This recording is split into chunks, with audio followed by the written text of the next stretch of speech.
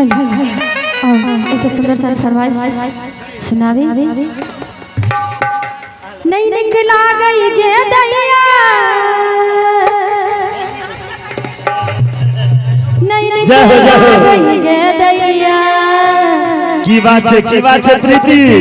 नहीं निकला गई गे दैया, नहीं निकला गई गे दैया। बिना पिया के बिना पिया के बिना पिया के ससुरलिया नहीं निकला गई गे दैया। बिना पिया के ससुरलिया नहीं निकला गई गे दैया। नहीं निकला गई गे दैया, नहीं निकला गई गे दैया। नहीं निकला गई गे दैया, नहीं निकला गई गे दैया। बिना पिया के बिना पिया के बिना पिया के ससुरलिया नहीं निकला गई गे दैया। बिना पिया के ससुरलिया नहीं निकला गई गे दैया।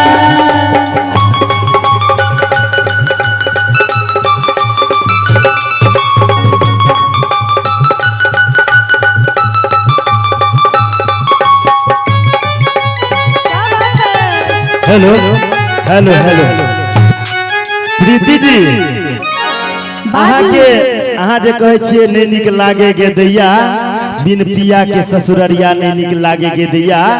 ई छथ भारतीय जनता पार्टी के वरिष्ठ कार्यकर्ता गौरी बाबू, जिनका तरफ से शानदार सन 101 टका के पुरस्कार कहले थे दो देव। इनका हार्दिक दिल से धन्यवाद। और कहे छे जे पिया के लेल वाहन के जे भाड़ा लगते वो भाड़ा के पैसा दे रहल छे। और ई छे आनंद मोबाइल केयर हटिया चौक खजोली, जिनका तरफ से शानदार सन 51 टका के पुरस्कार। और सुनी सुंदर सन प्रस्तुति नहीं निक लागे के दैया।